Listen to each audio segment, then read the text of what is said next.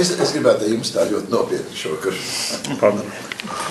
Citreiz mēs runājam nenopietni, jā, bet šokar nopietni. Jo, nu teiksim, ne tādā nozīmē nopietni, bet tādā nozīmē nopietni, ka tā drusku sarežģītāk. Un es gribētu, vairāk no jums jau bija svētdien dievkalpojumi, bet es gribētu drusku padziļināt to, ko es tā ieminējos prediķī. Un tas ir svarīgi mums tāpēc, ka divu iemeslu dēļ, lai kā es saprotu Jēzu un jauno derību un Bībeli, lai tas būtu drusku skaidrāks. Bet otrs, lai, tā kā mēs esam visi vienā draudzē, un jūs tā bieži man dzirdat, lai jūs arī drusku saprast, kāpēc es saku tās lietas, kuras es saku. Jo tās ir drusku citādākas. Es to ļoti labi apzinos, nekā, teiksim, ja jūs aiziet te kaut kur uz kādam kaimiņu baznīcām un tā tālāk. Un kāpēc tas tā ir? Un es šogad gribētu to paskaidrot, lai jūs tā saprotat. Tas nenozīmē, ka jums ir jābūt, jāpieņem to, ko es saku, bet vismaz jūs tas sapratīsiet, ka ir tāda izvēle. Kādā veidā mēs gribam domāt un par šīm lietām tālāk spriest. Un tā tēma ir, lai gan viņam ir tāds šis ļoti, ļoti tāds sarežģīts vārds, tas patiesībā tāds ļoti parasts visiem reliģiskiem cilvēkiem, vienalga islamiešiem, kristiešiem un tā tālāk. Un tas ir tas vārds, ko es minēju prediķī par apokaliptiskā domāšana vai apokaliptiskais literatūras žanrs. Un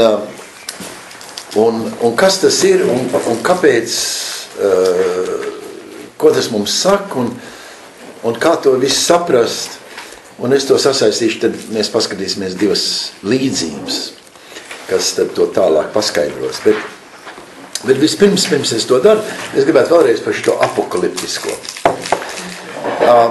Jo, lai gan es raksturošu, kā tas bija Jēzus laikā, tas jau nav mainījies, tas vēl šodien tā. Jūs ejiet uz kuru baznīcu jūs gribat, un patiesībā mācītāji visi domā šādā apokaliptiskā veidā.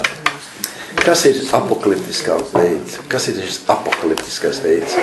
Tas vārds, viņš ir tāds svešvārds un nekas tur sarežģīts nav. Apokalipsis grieķu valodā vienkārši nozīmē tas atklāt, atvērt priekškaru, tā kā uz skatuves. Atvērt skatuvu mēs redzam iekšā. Un apokalips ir tas, kas mums parāda, kas tur īstenībā notiek. Bet bija tāds, bet tas ir tāds vesel, tāda domāšana un tāda pārliecība. Un Jēzus laikā šī apokaliptiskais domāšanas veids bija ļoti, ļoti izplatīts. Un tas ir tik izplatīts, ka mēs to redzam pārstāvēt arī jaunā derībā. Un kas ir šī apokaliptiskā domāšana? Kas ir uz tās skatuves, ka mēs tā atveram?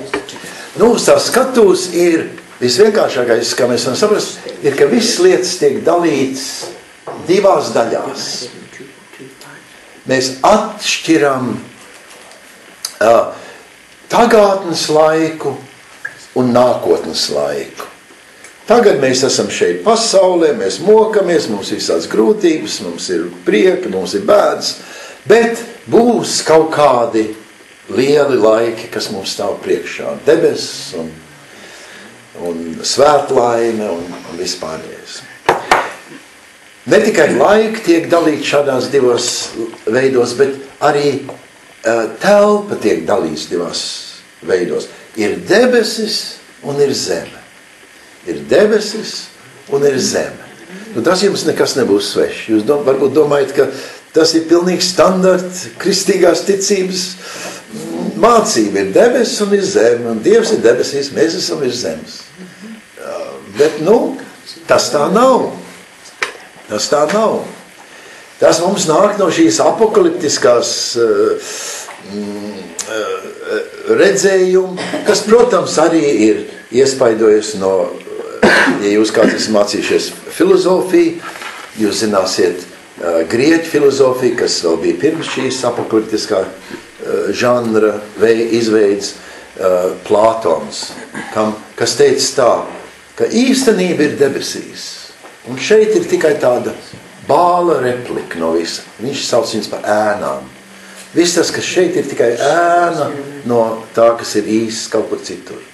Protams, šajā apokaliptiskā domāšanā arī šis labvakar, arī ir šī pārliecība, ka īstenība ir debesīs un mēs šeit virs zemes mokamies.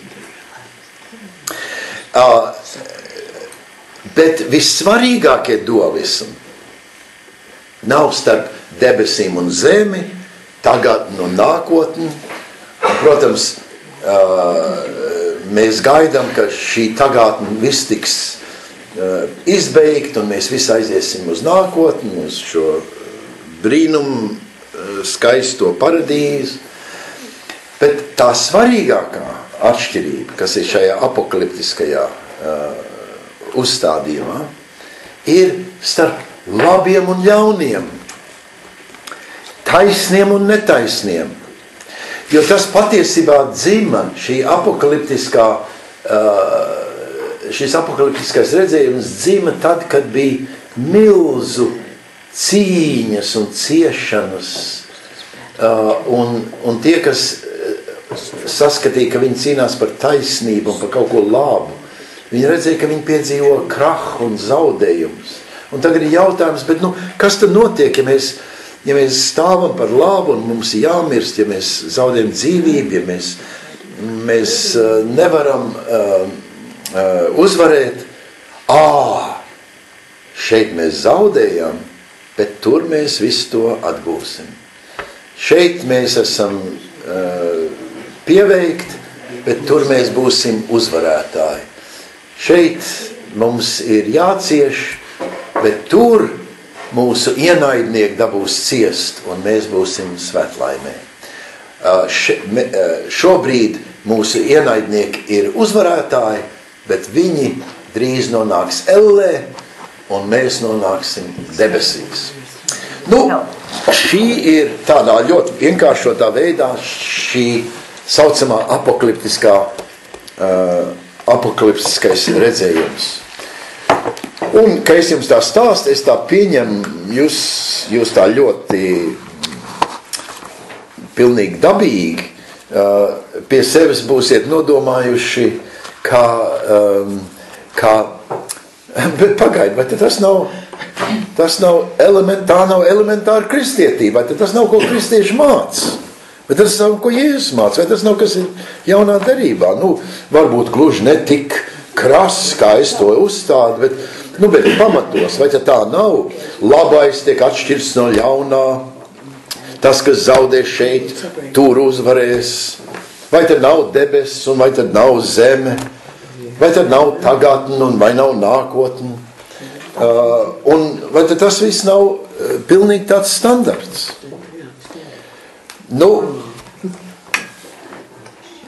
Es tā ļaujos jūs apbēdināt. Tas nav standarts. Tas nav, ko kristīgā ticība māca. Un jūs tas varbūt pārsteidz. Varbūt jūs esat tādi pietiekami ilgi to dzirdējuši no visām pusēm un lasījuši un tā tālāk, kas elementāri. Ko te es varētu? Es nostāšos tam pretīm kaut kā. Tas nav gluži, ko Jēzus māca. Ne tikai nav gluži, tas nepavisam nav tas, ko Jēzus māca. Un kas drusku varbūt mulsina ir, ka šajā jaunā derībā mums ir gan vārdiski un dažās vietās pat ideiski šīs lietas arī tā nostādīts un pārstāvēts. Un tāpēc nav jau nekāds pārsteigums, vai arī nav jau nekas, tā nav mūsu kaut kāda neziņa vai aplamība, ka mēs arī tā domājam, jo mēs jau esam lasījuši Jēzus līdzības, kur piemēram Mateja evaņģēlijā līdzības nobeidzās, un ka tie, kas tiek izmest dziļākā tumsā, tur būs zobu trīcēšana un vaimanāšana un raudāšana, āža un āvis un tā tālāk. Un viss šitas te pārējais. Bet kas tad ir tā lieta? Kāpēc tad es tā apgalvoju, ka tas nav? Kāpēc es tā apgalvoju? Nu, es to apgalvoju tāpēc, ka ne jau es vien, bet manā skatījumā visi tādi kompetenti šo lietu skaidrotāju pazinēji, saprot, ka jaunā derībā notiek kaut kas neparasts. Un proti, šīs ļoti iestādītās idejas, kuras arī ar Jēzum bija jārēķinājas, ka tas ir kā cilvēki jutās un domāja, ka tās tiek no iekšpuses iznīcināts, maigi sakot, pārvarēts. Šī apokaliptiskā domāšana, šis apokaliptiskais redzējums tiek no iekšpuses notiek apvērsums. Un tas viss tiek izmainīts. Un es jums gribu parādīt šovakar divās līdzībās, kā šī subversija, šīs izmaiņas, šīs pārmaiņas notiek. Un tad mēs paši varam izdarīt lēmumu, kā mēs par to visu domājam. Bet vispirms es jūs gribu iepazīstināt ar šo apokaliptisko žanru. Un tas ir pārstāvēts 3 evaņģēlijos. Kā es teicu, mums svētdien mēs lasījām vienu no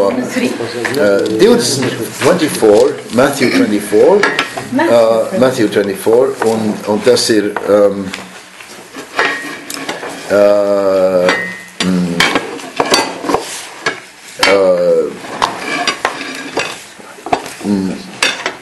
kur mēs sāksim lasīt.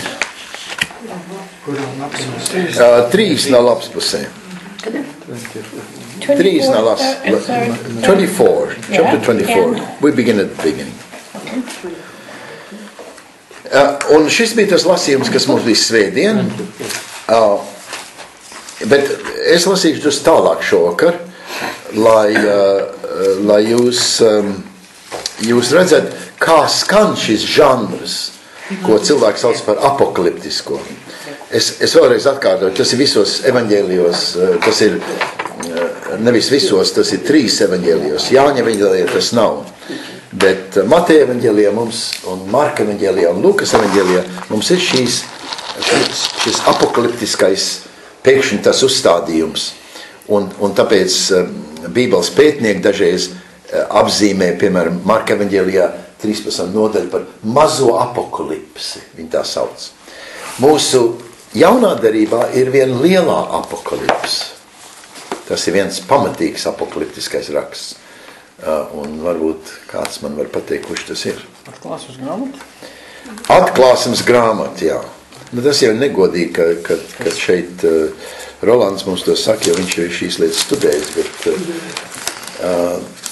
Bet atklāsmes grāmata ir patiesībā no viena gala līdz otram šajā apokaliptiskā redzējumā veidota grāmata, kur ir briesmas, tas, kas tagad notiek un kāds būs vēlāk iznākums, uz ko mums jāgaidās, kāds būs zīmes, kā ļaunie un labie cīnīsies un kā beigās viss tas tiks atrisināts un tā tālāk.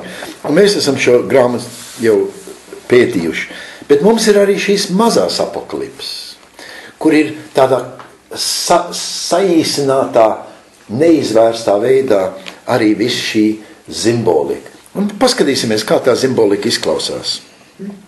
Tātad no 24. nodaļas, varbūt šovakar es lasīšu, jo es tad drusku pakomentēšu, lai mums nav jātērē laiks, es neatgriezīšos pie tā. Bet izgājis no tempļa, Jēzus aizgāja, un tad viņa mācekļi piegāja pie viņu, un lai rādītu viņam templi celtnes. Atcerieties, šis bija lielais Heroda templis, jūs varat vēlāk apskatīties, kur viņš te stāvēja, kur tagad ir tas zelta kupols. Un tur bija viens no senās pasaules lielajiem brīnumiem. Tad bija tāda varena ēka, kā toreiz ceļotāji ir atzīmējuši, kā viņi redzēja. Viņš izskatījās kā sveiki, dzimte, izskatījās kā apsniegots kalns, augsts kalns pa gabalam. Šis templis. Un tajā templī Jēzus bija iegājis. Tas templis tika 70. gadā nojaukts līdz zemei. Un šodien mēs varam redzēt, kur romieši netika galā ar tādiem, tie, kas esam bijuši Izrēlā, jūs zināt, kur šie lielie 60-tonnīgie akmeņi, pamatakmeņi, ko romieši vienkārši nevarēja izbīdīt. Bet visu, ko viņi varēja izbīdīt, viņi arī izbīdīja, nolīdzināja līdz līmenim. Un palika tikai šie milži akmeņi, ka viņiem nebija mašinērija, ko to visu pabīdīt. Un tas bija tas templis, kas stāvēja augst ar baltu marmoru. Un tajā Jēzus gāja un nāca pa šo kalnu, kas te ir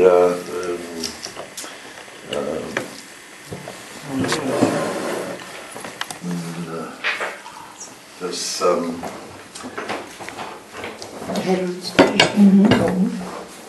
laikam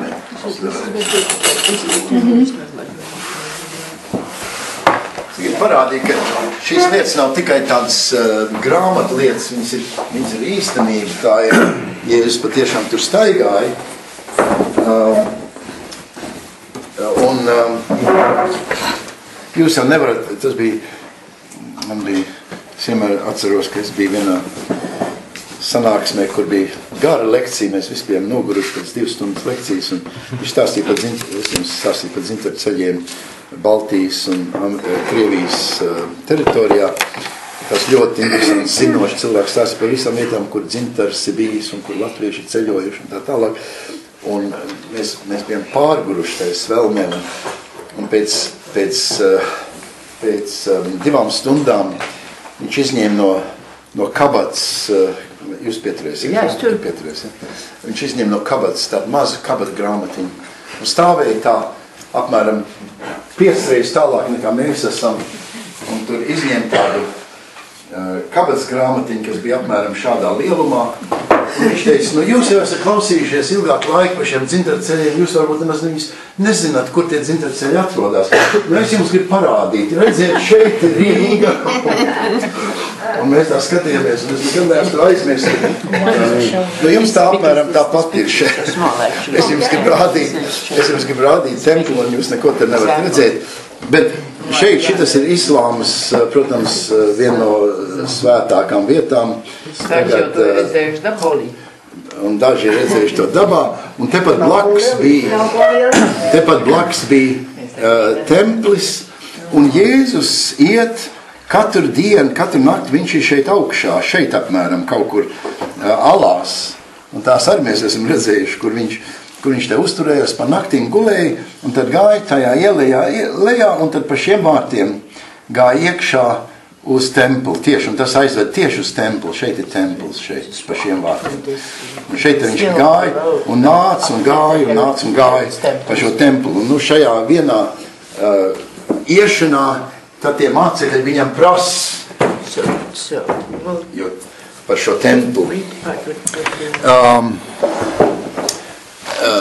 2. pantā, bet viņš tiem atbildēja, vai jūs visi to redzat? Patiesi, es jums saku, šeit akmens uz akmens nepaliks, kas netiks nopostīts. Un tad viņš ir Eļas kalnā, tas ir, kur ir tie eļas koki, tas ir eļas koki, nozīmē olīvu koki. Saki mums, kad šīs lietas notiks? Un kad būs tavs atnākšanas un pastorāla laika zīme? Nu, redziet, tā ir tāda apokaliptiskais jautājums. Nu, kad tas viss notiks? Un jūs zināt, ka šeit Amerikā un visur visu laiku kāds pareģot, gals būs, kas būs 12. mēnesī, 12. gadā, kad ir nākošais atkal Azteki, ir kaut ko pieteikuši. Beidzās kalendārs. Un beidzās Azteki kalendārs, un tad ir gals klāt, nu, tad viss notiks un viss tur būs. Un ik pa brīžam, jūs atceraties, te bija lielā izceļošana no Liepājas Baptisti, kas stāvēja uz tiltu, un 27. gadā, 1927. gadā mācītājs viņus tur savērvēja un teica, ka briesmas nāks un mums pastardiena ir klāt, mums visiem jābēg no šejienes. Viņš aizved uz Brazīliju, tāpēc Brazīlija pilna ar latviešiem un ar baptistiem, kas iemācīja, starp citu, jūs nemaz nezināt, dziedāt. Latvieši iemācīja, tur ir vesela dziesmu žanri, kas ir no latviešiem, ko mēs domājam, ka ir brazīlieši. Ir latviešu dziesmas. Viņš to nezināja. Tiešām nezinājām. Nu, tiešām jūs nezinājāt. Viņu muzikālā tradīcija sākās ar baptistiem, kas aizgāja, kas vienmēr ir bijuši slaveni ar savu muzikalitāti un sāk dziedāt un paņēma tur tās vietējās dziesmiņas un izveidoja no viņām veselu muzikālu tradīciju. No latviešiem. Brazīlijā. Nu, redz, tik labi, ka pasaules gals notiek. Labi. Nu, tad šis apokaliptiskais jautājums. Kad tas viss notiks? Kāds būs zīmes? Jo vienmēr būs zīmes, kad tas ir. Un tās ir tradicionāls zīmes. Un Jēzus tagad daž šīs zīmes piesauks. Bet vispirms viņš izdod brīdinājumu. Pielūkojiet, ka neviens jūs nepieviļ. Daudzi nāks manā vārdā un sacīs, es esmu Kristus, un tie pievils daudzus. Šie pravieši, kas nāk un saka, ka viņi ir tās pastardienas pravieši un tā tālāk. To mēs visi esam 10 reizes dzirdējuši un redzējuši, un tas visā vēsturē ir atkārtojies atkal un atkal un atkal. Tā kā šī apokaliptiskā lieta domāšana ir mūsu gēnos. Mēs tā visu to jūtam. 6. pants. Bet jūs dzirdēsiet karjus un karju daudzināšanu, esiet nomodā, nebīstaties, jo tam jānotiek, bet tas vēl nav gals. Kari, cīņas, asins izliešanas, tās viss ir tipisks apokaliptiskās zīmes. 7. pants. Tauta celsies pret tautu, valsts pret valsti, bats, zemstrīds, lielo bēdu, un tas varbūt, tur tas vārds ir varbūt mēris, nevis bēdu, bet mēris. What does it say? What does it say? Pestilence? Well, at the beginning of it, no, that's 9 and 8. Yeah. And you will, no, 8. And all this is but the beginning of the birth pangs. No. You're further along, Marcus. No. You said 8. Yeah, I did, but I made a mistake. You must go back. We're talking about Bēdu. It's the birth pangs. Yeah. Bēdu, birth pangs, bēdu, tas ir dzemdības. Vēl viena apokaliptisko žanra simbols. Kā ar šīm ciešanām un šiem satraukumiem piedzims kaut kas jauns. Tas tiek salīdzināts, protams, māte, kas iziet cauri lielām sāpēm un dzemdē bērnu. To piesauc starp citu Jāņa evaņģēlijā, un Pāvils arī to pašu salīdzinājumu piesauc. Tas viss nāk no šīs tradīcijas. Tāpēc tas bēdu ir dzemdību sāpes. 9. Tad jūs nodos mokās, nokaus, jūs būsiet visu tautu ienīst manu vārdu dēļ. tad daudzi apgriezināsies, un atcerieties, svētdien es teicu, tas vārds apgriezināsies ir skandāls, skandalizēt. Daudz atradīs mani pie klupšanas iemeslu. Viņi būs skandalizēti no manis. Es būšu viņiem skandalos. Tad daudz apgriezināsies. Daudziem es būšu skandalos. Un viens otru nodos, un viens otru nīdīs. Daudz viltus praviešu celsies, un daudz pievils. 12. pants. Netaisnībies vairumā, mīlestība daudzos izdzisīs, bet kas pastāv līdz galam, tas tiks izglābts. Un šīs valstības evaņģēlijs tiks sludināts visā pasaulē par liecību visam tautām, un tad nāks gals.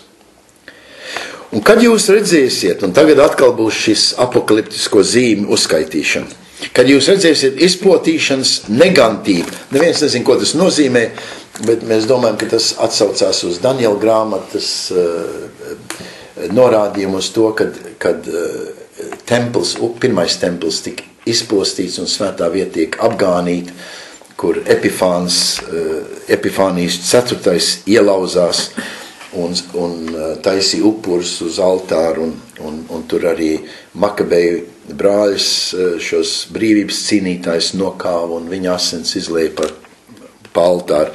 Un tas ir, kas tiek apzīmēts ar izpostīšanas negantību, stāvam svētā vietā. Tas ir no Daniela grāmatas pārņemts. Par ko pravietis Daniels sacīja. Kas to las, lai saprot. Uzman nav pareizs teksts. Lai tad tie, kas ir Judejā, bēg kalnos, un kas ir uz jumta, lai nekāp zemē iznest mants no sava nama, un kas ir laukā, lai neatgriežās mājās, paņem savu drēbes, bet vāji grūtajām un zīdītājām tanī laikā, bet lūdziet Dievu, lai jūs bēgšana nenotiek ziemas laikā vai sabat dienā. Tātad būs kaut kāds liels šausmas, un kas ir brīdināt, lai bēg. Jo tad būs tādas lielas bēdas, kāds nav bijuši no pasaules iesākuma līdz šim laikam, un kāds arī vairs nebūs. Un ja šīs dienas netiks saīsināts, tad neviens cilvēks neizglābtos, bet izredzēto dēļ šīs dienas tiks saīsināts. Ja tad, kas jums sacīs, redzi, šeit ir Kristus, vai tur, neticiet, jo uzstāsies viltus kristi un viltus pravieši, un darīs lielas zīmes un brīnums, lai jūs pievilt, jo iespējams arī pat izredzētos. Redzi, es jums to visu esmu teicis iepriekš. Un tāpēc, kad tie jums sacīs, redzi, viņš ir tuksnesī, viņš tad neaiziet ārā, redzi, viņš ir kambaros, neticiet tam. Jo kā zibens izšaujās no rītpuses un apspīd līdz vakarpusei, tā būs arī cilvēka dēla atnākšana, kur maigi tur salasās ērgļi un tā tālāk. Un tad atkal šīs apokaliptiskās zīmes, 29. pantā, 29. Un tūdaļ pēc šī laika bēdām saule atumšosies, mēnesis nedos savu spīdumu, zvaigznes kritīs no debesīm un debes stiprumu kustēsies. Un tad cilvēka dēla zīme parādīsies pie debesīm, un tad viss cilts virs zemes vaimanās un redzēs cilvēka dēlu nākam debes padebešos ar lielu spēku un godību. Un viņš izsūtīs savus eņģeļus ar lielu bazunas skaņu, un tie sakrās viņi izredzētos no 4 vējiem, no vienas debesu gala līdz otram. Un tad ir līdzība, mācēties līdzību no vīģes koka, kad viņi zaros jau pumpurmetās un lapas plauks, tad jūs zinat, ka vasara ir tūlīt klāt. Tā arī zin jūs, kad jūs visu to redzat, tad ziniet, ka viņš ir tūlīt durvju priekšā. Patiesi es jums saku, šī cilts nezudīs, tiekams tas viss notiek. Pagaidiet, jūs redzat? Paskatieties šo pantu, 34. Patiesi es jums saku, šī cilts, tas ir tā paudze, kas tagad klausās uz Jēzu, nezudīs, tiekams tas viss notiek. Debes un zeme zudīs, bet šie mani vārdi nekad nezudīs. Bet dienu un stundu neviens nezina, ne debes eņģeļi, ne dēls, kā vien tēvs. Jo bija kā Noas dienas, tā būs arī cilvēka dēla atnākšana. ūdens plūd, visi priecājās un devās laulībā, bet Noa iegāja šķirstā, un tie nāca pie saprašanas tiekams plūdi, un tie nenāca pie saprašanas tiekams plūdi, nāca un aizrāva visus, tāpat būs arī cilvēku dēla dienā un viņa atnākšana. Tad 2 būs laukā, 1 paņems, 2 atmetīs, 2 malas dzirnavās, 1 pieņems, 2 atmetīs, tāpēc esiet modrīgi, jo jūs nezināt, kurā stundā jūsu kungs nāk. Un te atkal viena līdzība. Bet es gribētu tikai 2 lietas no visa tā pateikt. Vispirms, es jums to lasu, lai jums būtu sapratni, par ko ir runa, ka es saku apokalips. Šis ir tipiski apokaliptiskais žanrs, apokaliptiskā valoda, apokaliptiskie simboli, apokaliptiskais runas veids, apokaliptiskā literatūra.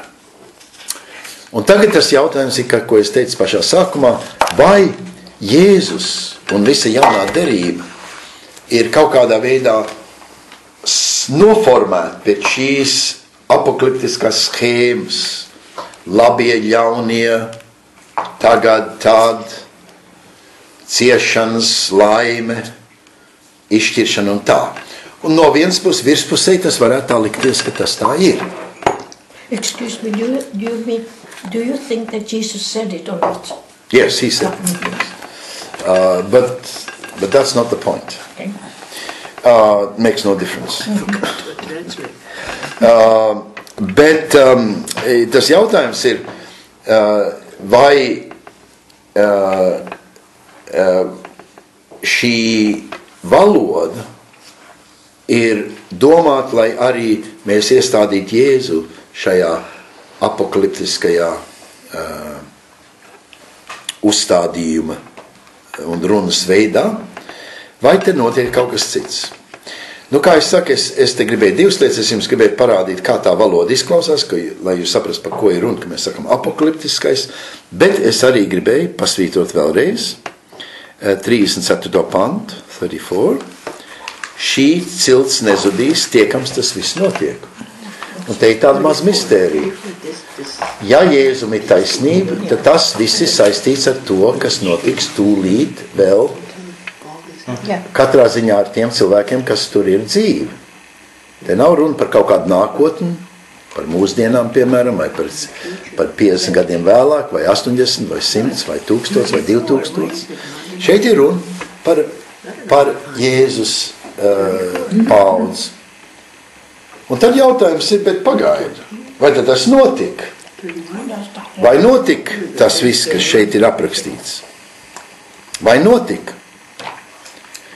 Jēzus uzskata, ka viņa nāve, viņa krustā sišana vai viņa nākšana iezīmē kaut ko tik fundamentālu, ka nekā citā to nevar izteikt kā ar šīm milzīgām ainām un gleznām un bildēm, ko es saucu par apokaliptiskām bildēm. Tas ir runas veids, tā ir metaforiska leksika, ar kuru Jēzus saka, ja jūs gribat saprast, cik fundamentāli ir mana miršana un mana nākšana, tad vienīgais, kā es varu jums to likt saprast, ir, ja jūs sadzirdat tur ar šo lēcu, šo apokaliptisko lēcu.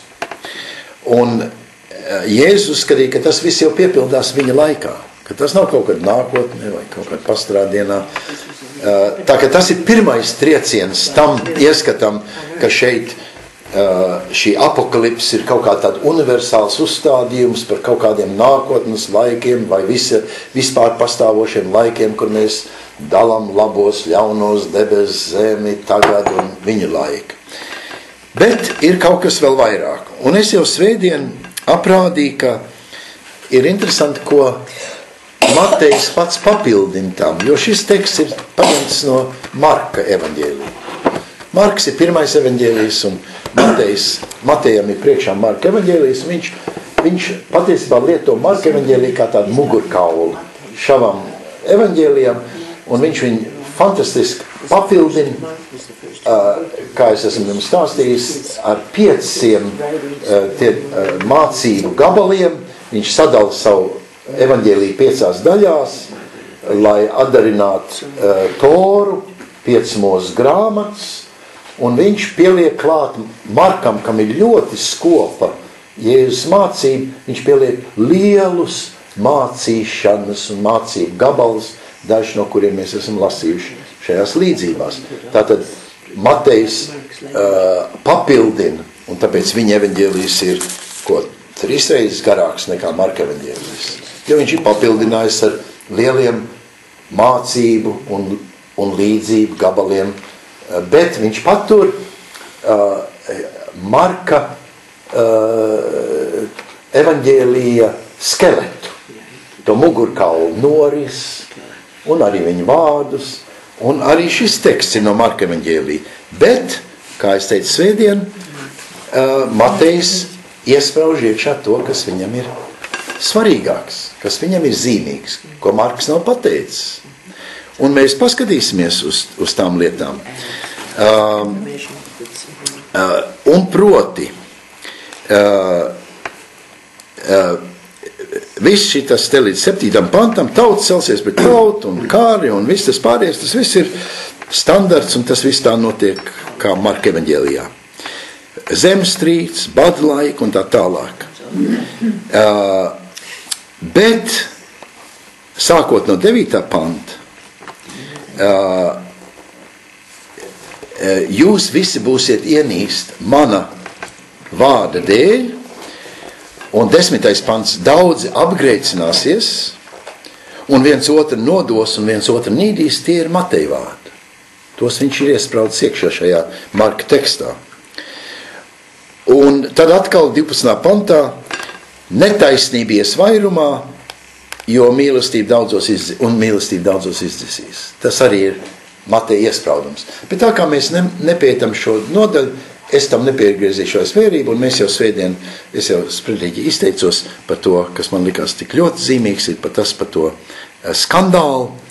Tas ir tas teksts, kas ir apgreicināties, daudz apgreicināsies, un here verse 10, it's a terrible translation, but it doesn't matter. You can't learn anything from that. Apgreicinās, it means you'll be scandalized. Verse 10. What's happened in the communist regime? No, what does it say in English? Just then many will fall away. Many will fall away. See, that's translators trying to be kind to you so that you understand. But fall away is not what it means. Scandalized. It means scandalized. Okay. Be scandalized. Many will be scandalized. Bet tagad pie šī vakara būtiskās tēmas. Tas jautājums, ko es uzstādīju tā. Es teicu sākumā, te mums ir šis apokaliptiskais žanrs, tā domāšanas veids. Un es teicu, ka tas ir arī, mēs varbūt pat iedomājamies, ka tas ir tāds standarts, kristīgās ticības redzējums. Un tad es apgalvoju, ne, tas nav standarts. Un vēl vairāk es apgalvoju, tas nav, ko Jēzus domā. Un tas nav Jēzus prāts. Kas nav Jēzus prāts? Atcerieties, šajā apokaliptiskā attieksmē ir šis ļoti krass dalījums starp šis dualisms, tagad un nākotni, debes un zeme, un īpaši dalījums labie un ļaunie. Viņi un mēs, taisnie un netaisnie. Protams, tam nevajadzētu būt nekādam pārsteigumam, ja es saku, Jēzus šādus dualismus nepieņēma. Tas ir, viņš patiesībā salauž, vai kā es teicu, ir ievieš apvērsumu šajā apokaliptiskā leksikā, lai gan viņš lieto šo valodu, jo tā kā valoda, ko viss saprot, bet viņš to no iekšpuses izpost. Un, ja lai jums nebūtu jādomā, ka es šitos visu izzīšu no īkšķi, es jums jau vispirms pateikšu vienā vietā, kur Jēzus to pasaka skaidrā tekstā, un tad mēs apskatīsimies divas līdzības, kur viņš to pašu pasaka līdzību veidā. Bet vispirms skaidrā tekstā. Un tas ir 9. lapspusē, Matthew 5. We're going back. 9. lapas pusē. The attitudes. We're going back. Un 43. pants. 43. Jūs esat dzirdējuši You 43. said the multitude, and then 5:43. yeah, it seems like he just taught his pupils, not the multitude. Right. Okay. Jūs esat dzirdējuši, ka ir sacīts, tev būs savu tuvāku mīlēt un savu ienaidnieku ienīst. Tas ir citāts no vecās Oh, derības. I thought it was here. Okay. Es jums saku, mīliet savus ienaidniekus un lūdziet Dievu par tiem, kas jūs vajā. Ka jūs topat savu debes tēva bērni, jo, un šis ir tas pants, ko es gribu, lai mēs ievērojam, viņš liek savai saulei uzlekt pār ļauniem un labiem un liek lietumlīt pār taisniem un netaisniem. Un ja mēs to neesam sapratuši, Jēzus vēlreiz iespiež mūsu apziņā šo. Ja jūs mīlat to, kas jūs mīl, kādu algu jūs gribat par to? Vai muitnieki nedara tāpat? Tas ir grupējumi biedri nav viens pret otru kaut kādā veidā attiecīgi, labvēlīgi. 47. pants. Un kad jūs sveicinat tikai savus brāļus, ko jūs sevišķi darat? Vai muitnieki nedara tāpat? Tāpēc esiet pilnīgi, un ka šeit ir teikts pilnīgs, tas nozīmē pilnīgi šajā veidā. Esiet šādā veidā pilnīgi, kā jūs debes tēvs ir pilnīgs. Un uz ko tad es norādu? Es norādu uz to, ka pagaidi, vai tad Dievs nav ieinteresēts, ka ļaunie dabū kaut ko citu nekā to, ko labie? Vai tad Dievs nav ieinteresēts, ka taisnajiem ir kaut kas cits nekā netaisnajiem? Kas būtu šī apokaliptiskā schēma. Jēzus saka, nē, visdabīgākais ir būt labs pret labiem un ļauns pret ļauniem. Un kāds tur labi, kas tad tur kaut kas īpašs? To katrs muļķis zina. Tas mums nāk dabīgi. Nevienam nav jāmāc otram būt labam pret tiem, kas ir labi pret mums, un būt draņķīgiem pret citiem.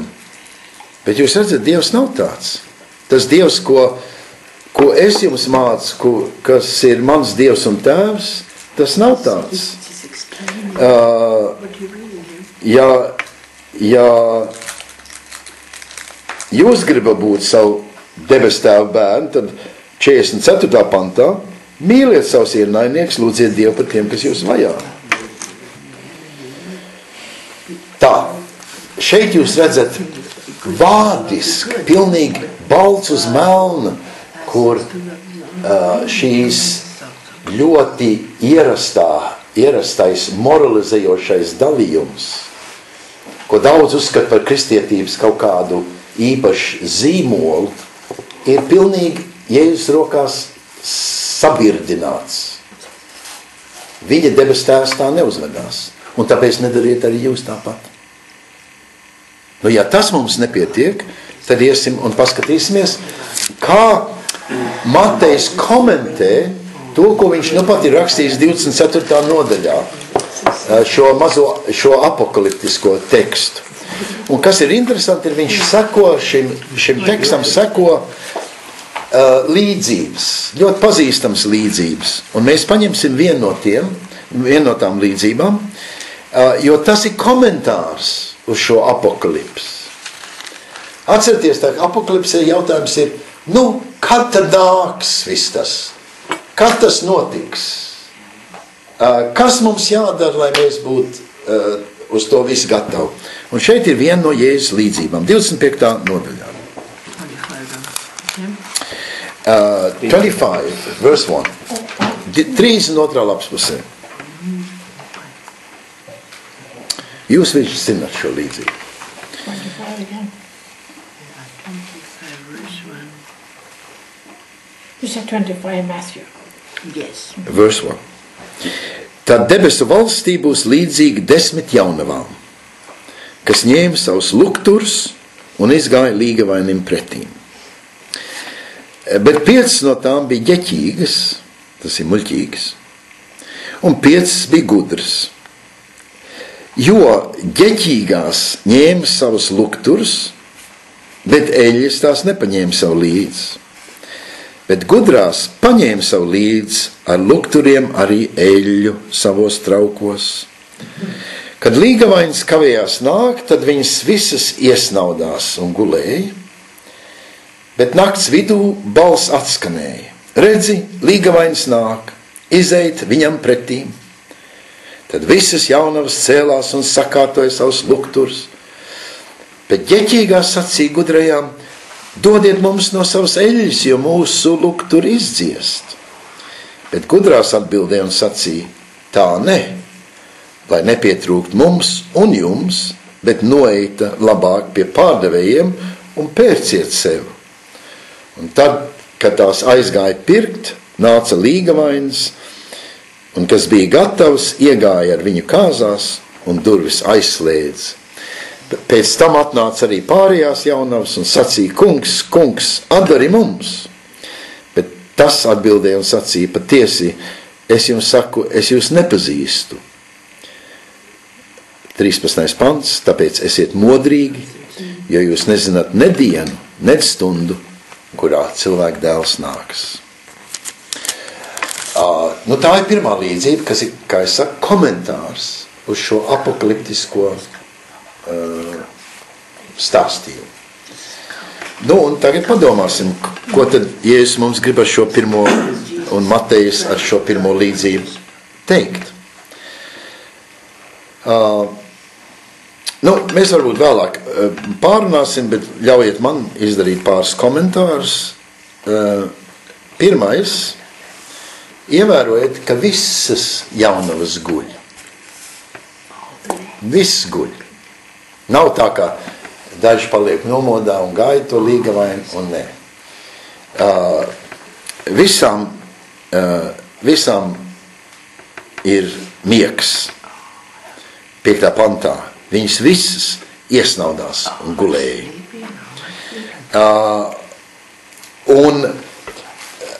Tā starpība starp viņām visam jāgaida.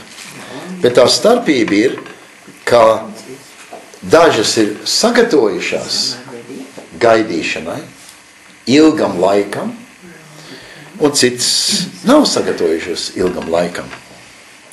Dažām pietiek eļļas, jo viņi ir paņēmuši sev līdz krājumus, un citām pietrūkst. Un tad ir tā divi varbūt tā drusku pārsteidzoši elementi, un mums vajadzētu par tiem padomāt. Viens pārsteidzoši elements ir, kad tās ģeķīgās saka tam otrām: aizdodiet mums no savas eļļas. Viņi saka: nē, nepietiks jums un mums, ejiet un pērkiet. Tas mums izklausās tā drusku brutāli, tā drusku nekristīgi, izklausās drusku nemīloši. Izklausās, ka te kāds ir drusku tāds cietsirdīgs un noraidošs. Un otrs ir, kas ir pārsteidzoši šajā līdzībā, ir tas, kad tās, kas aiziet un atgriežās atpakaļ un klauvē pie durīm: kungs, kungs, 11. pantā, atdari mums. Tas atbildējums sacīja: es jūs nepazīstu. Es jūs nepazīstu. Mēģināsim arī komentēt par šīm divām lietām, kā tās saprast.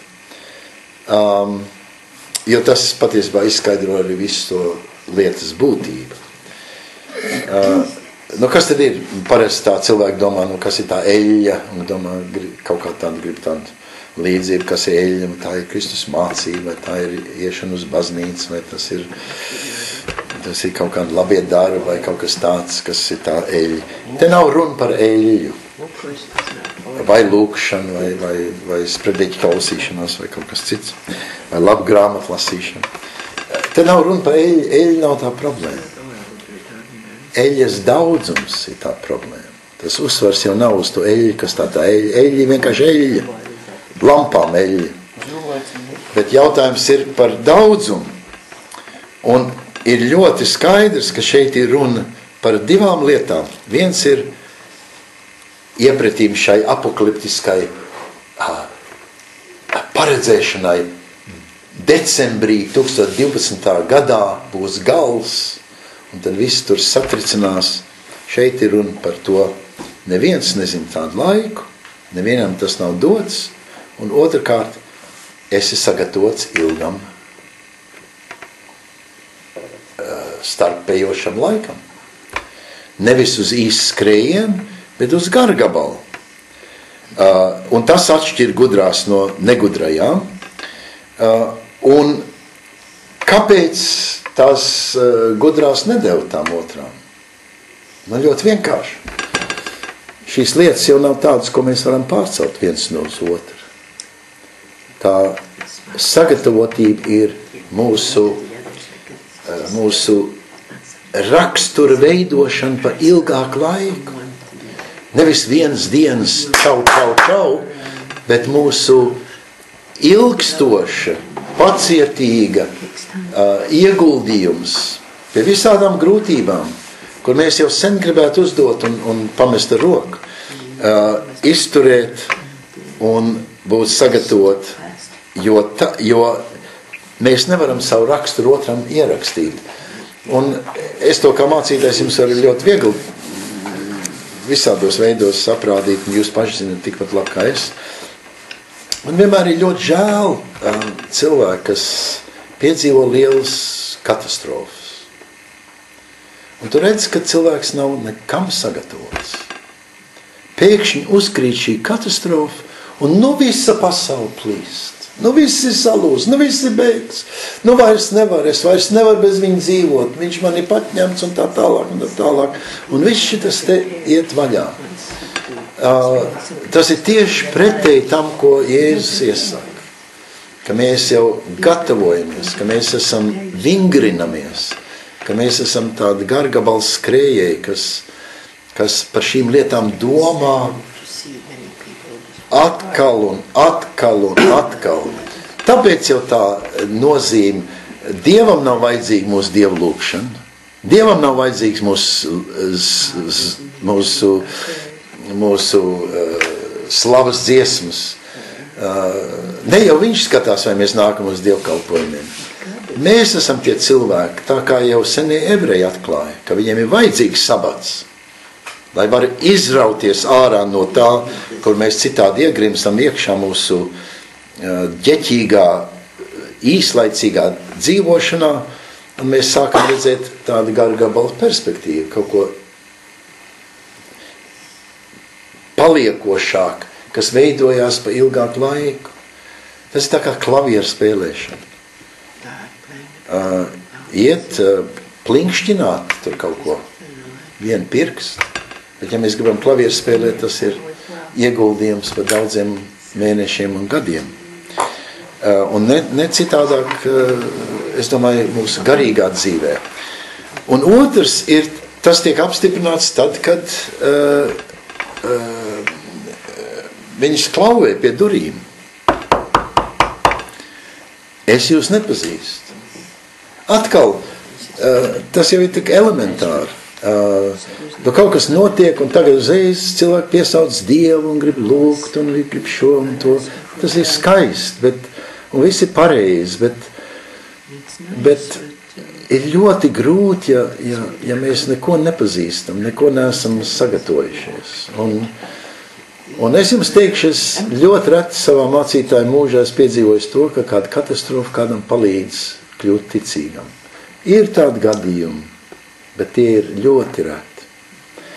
Tas ir mīts, ka cilvēki no lielām bēdām pēkšņi kļūst ticīgi. Lai gan man jāsaka, man vecmāte, kas bija viena no tādiem milzīgi ticības milžiem, bija praktiski ateists līdz savai 30. Mūža gadam, pilnīgi paviegli un ar visam tam, lai gan viņas ģimene un viņas tēvs, un tā bija teicēja brāļdraudzē, viņai tas bija viss putas. Un tad viņi zaudēja savu jaunāko dēlu. Viņas pirmdzimtais dēls. Un viņu tas tā satricināja, vismaz man mātā man stāsta, ka viņa mainīja visu savu domāšanu un attieksmi un tā tālāk. Un līdz savu mūžu 104. gadam, es atceros, viņa man rakstīja vēstules. Un tur nebija nekāds nonsens. Tur viņi man ņēma tā ar abām rokām. Un tāda ļoti spēcīga, stipra savā ticībā. Visi Limbažos, neviens komunistu partijas locekļi neiedomājas viņu aiztikt. Nevienam nenāca prātā kaut ko ar viņas ticību tur krāmēties. Viņam visiem bija bailes. Viņi bija tāds vēlāk. Un tagad te ir tāds viens piemērs, kur kaut kas šokējoši izmaina. Bet visumā man jāsaka, man pieredze ir, ka mēs tā pārdzīvojam savus šokus un turpinām savu dzīvi tāpat kā iepriekš un nekas īsti. Tas nav tas, kas izmaina mūsu dzīvi. Tātad šī ir viena līdzība, kur mēs skatāmies, ka šis apokaliptiskais, kad būs, tad sagatavosimies, gaidīsim, tad uz to īso laiku saņemsimies un tad būs, nāks no debesīm viss risinājums. Un Matejs saka, stop. Gatavojieties lēnam, pacietīgam, ilgstošam, uzticīgam darbam un dzīvošanai ar Dievu. Otrs, kas lauž šo apokaliptisko, ir līdzība atpakaļ tajā brīnišķīgajā nodaļā, ko mēs jau esam skatījušies 13. Bet tur mēs neesam skatījuši vienu to līdzību, un es gribētu tāpēc ar to jums iepazīstināt. 18. lapspusē. Chapter 13, verse 24. In Matthew. In Matthew. Un kā es saku, šeit mēs atkal redzam, kā šis apokaliptiskais tiek devalvēts, patiesībā iznīcināts. Paskatīsimies. Vēl citu līdzību, ja es tiem sacīju. Debes valstība ir līdzīga cilvēkam, kas labu sēklu sēja savā tīrumā. Bet ļaudīm guļot nāca viņa ienaidnieks, iesēja nezāli kviešu starpā un aizgāja. Un kad labība auga un metās vārpās, tad parādījās arī nezāle. 24. pants. 18. lapspusē, 24. pants. Debes valstība līdzīgi cilvēkiem, kas labi sēklu met savā tīrumā, ļaudīm guļot, nāca viņa ienaidnieks, nesēja nezāli kviešu starpā un aizgāja. Kad labība auga un metās vārpās, tad parādījās arī nezāle. Tad nama tēva kalpi pie tā piegājuši sacīja, kungs, vai tu neesi labu sēklu sējis savā tīrumā? No kurienes tad radusies nezāle? Viņš tiem sacīja, to ienaidnieks darījis. Tad kalpi sacīja, vai gribi, ka mēs ejam to izravēt? Bet viņš sacīja, nē, ka jūs nezāli ravēdami neizplūcat reizē arī kviešus. Lai aug abi kopā līdz pļaujamam laikam, un pļaujamā laikā es sacīšu pļāvējiem, salasiet pa priekš nezāli un sansīniet to kūlīšos, vai to sadedzin, bet kviešus sakrājiet manā šķūnī. Tā ir šī līdzība. Un šeit nevarētu būt uzkrītošāk, ka Jēzus ar šo līdzību mums aizliedz. Nē, viņš saka, aizliedz. Ravēt. Bet vai tā nav visnormālākā baznīcas un ticības un ticīgo cilvēku darbošanās? Ko tad mēs citu nodarbojamies? Tikai ravējam visu laiku. Bet šeit ir viena līdzība, kas saka, nedara. Mēs gribam dzīvot apokaliptiski. Mēs gribam šīs līnijas visu laiku novilkt. Labo un ļauno. Un Jēzus saka, nē, nedariet. Lai aug abi. Būs savs laiks, kad tas viss tiks atdalīts. Bet jūs nebūsiet tie. Jūs nebūsiet tie. Es sacīšu pļāvējiem, salasiet pa priekšu. Tas tā nav mūsu nodarbošanās. Tas nav mūsu uzdevums. Tas nav mūsu aicinājums. Vēl smagāk. Mums tas ir aizliegts. Un lai nedomājam, ka tikai es kaut kā forsēju kaut ko. Es domāju, tā līdzība ir pat par sevīm jau pilnīgi skaidra. Tur nav nekas ne forsēšana, ne forsēšana. Bet atcerieties arī tādus Jēzus vārdus, par kuriem mēs ļoti ļaunojamies. Netiesā. Tad Dievs arī tev netiesās. Netiesā. Lai Dievs arī tev netiesā. Mēs katru reizi mūsu tās lūkšanās sakam, ka mēs piedodam tiem,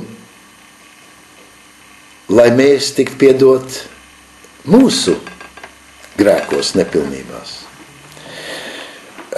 Un mēs varētu no vienas vietas šos tekstus salasīt, ja mēs gribētu. Un ar to es vēlreiz gribu atkārtot un pasvītrot. Tas salauž šo apokaliptisko, šo dalīšanu, šo skaidro pareizo, nepareizo, labo, ļauno, ticīgo, neticīgo robežu ierādīšanu. Atcerieties, kas bija tas pārmetums Jēzum? Tu ēdi ar tiem, ar kuriem neviens šķīsts, pareizs, tīrs, ētisks, morāls, taisns cilvēks nesēž pie galda. Tu tā apsmērējies ar viņu netikumu. Tas bija viņam pārmetums. Tu ēdi ar muitniekiem un grēciniecēm. Jēzus mācekļiem nemācīja mazgāt rokas rituālistiski, mazgāt rokas, tīrīt rokas pirms ēšanas, ko prasīja Mūzes likums. Jo šīs ārējās zīmes viņam nebija būtisks. UTT. Un mēs visi cauri līdz ar to es vēlreiz atkal redzam, kā Jēzus tur, kur mēs gribam robežu, atsakās ievilkt robežu un pat aizliedz mums novilkt līnijas. Un rezultāts ir tas, un tagad es atgriežos pie tā 24. nodaļas, ja jūs vēl varat atrast, 31. pantu, chapter 24. Jo pie tā 10. panta daudzi apgriecināsies. Daudziem tas būs skandalozi. Un uz tā pamata un tā iemesla dēļ viens otru nodos. 10. pants, 31. lapspusē. Viens otru nodos. Un būs snaidi. Viens otru nīdīs. Un 12. pants ir interesants. Kā jūs atceraties, šis ir, ko Matejs ir ierakstījis savā evaņģēlijā. Netaisnība ies vairumā, tas ir, mums būs tāds sajūta, bet tad pagaida, tad jau viss robežs sāka sabrukt. Un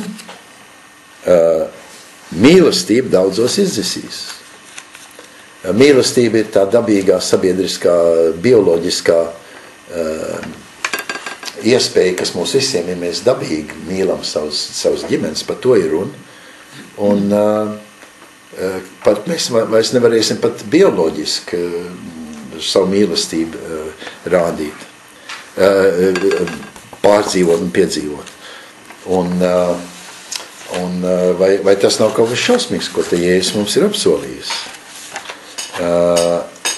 Un tāpēc viņš saka 13. pantā, bet kas pastāvēs līdz galam, tas tiks izglābts. Kas netiks skandalizēts. Kā es teicu, svētdien Matejam ir šī svētības vārda. Svētīgi tie, kas nejūtās no manis skandalizēti. Kas neļaunojas par mani. Kas nejūtās, ka es viņus apmānu, ievīru uz aplamā mācībā un virzienā. Nu tā, tas ir, ko es šovakar gribēju stāstīt, un tagad es katrā ziņā būtu ļoti laimīgs par jūsu līdzdalību un komentāriem un jautājumiem un opozīciju un vispārējo. Kam šāds Jēzus ir vajadzīgs? Viņš jau tikai nemiercēlājs. Tas jau nepalīdz noorganizēt pilsonisku sabiedrību, piemēram. Viss kārtība izjauc, ja? Absolūti izjauc visu kārtību. Tāpēc, ja viņi nomušīja, kāpēc viņam būtu, kāpēc citādāk viņam būtu jāmirst? Viņš ir par daudz uztraucoši.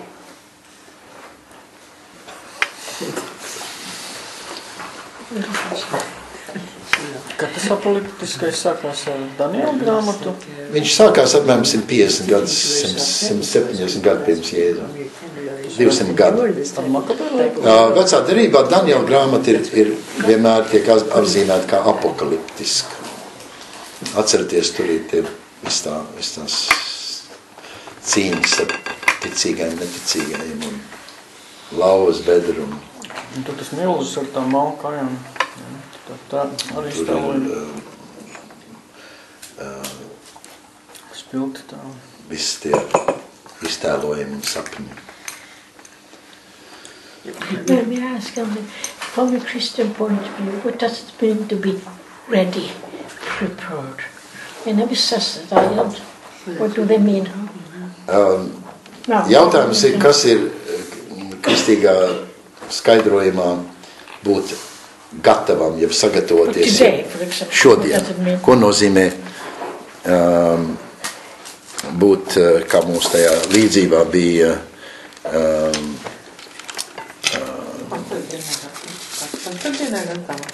ka ir gatavi, nozīmē būt sagatavotiem.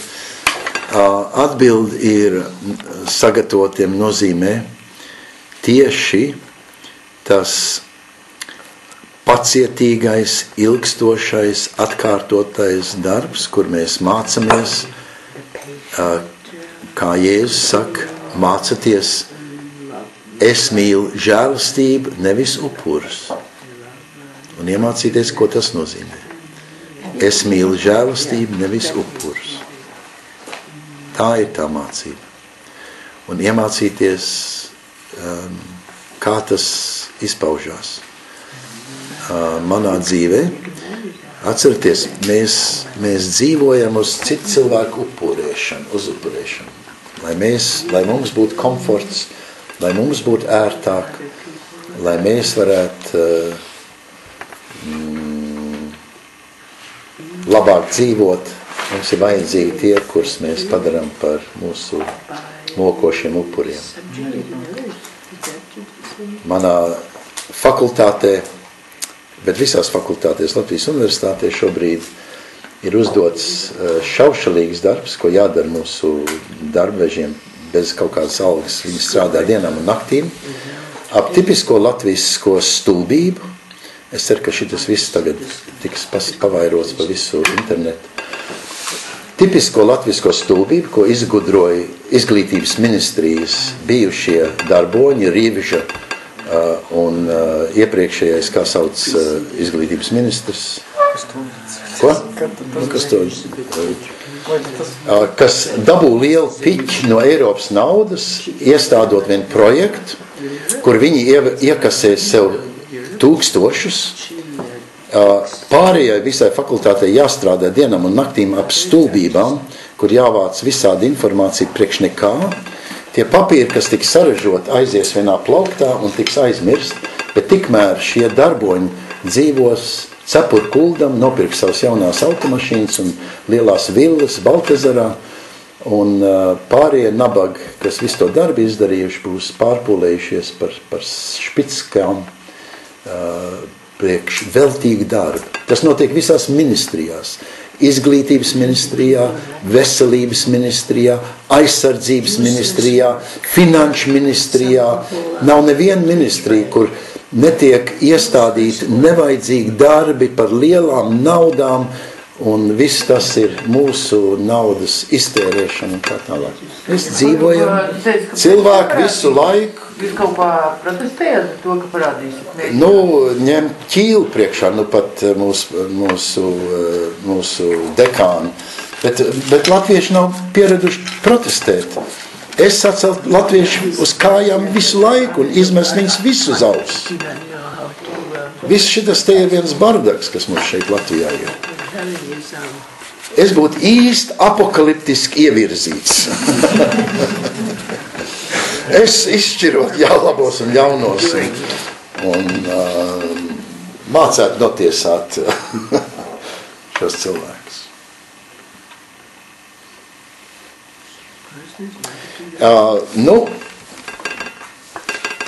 Mums ir jāiemācās, ka mums ir jāsaceļās pret to, kur cilvēki izmanto cilvēkus. Kur cilvēkiem ir spiest darīt nevajadzīgas darbs par velti, kur mūsu ministrijas, labklājības ministrija mok bērnus, iznīcina bērnus, tikai lai uzturētu savu birokrātisko sistēmu. Neviens nav ieinteresēti bērnu liktenī, bet visi ir ieinteresēti savā naudā un savā vietā un savās struktūrās. Bet mēs tā mierīgi to visu ļausim. Šodien Sandra dabūja atkal izcīnīt pie pilnīgi apstulbušiem un iesūņojušiem, stagnantiskiem bāriņtiesas darboņiem, kas negrib neko darīt bērnu labā, bet grib visu darīt, lai viņiem nekas nav jādara. Stagnācija. Kaut kas tāds, es tiešām nezināju, ka drausmīgi klausēties derīgā. Izklausās briesmīgi. Viņš domāja, ka nav briesmīgi. Kur jūs domājat, mēs dzīvojam? Mēs dzīvojam briesmīgā vietā. Latvija ir skaista zeme, bet kas viņu post? Post šie dīgdieņi, kas ir uzsējušies mums kā prusaki un izdzīvos ilgāk nekā Latvija izdzīvos, tad, kad vēl vairs nebūs neviens latvietis, vēl ar vienu mums būs 25%, un tad būs jau 70% ieredņi. Tam nebūs neviens latvietis, ko mocīt vairs. Tā kā.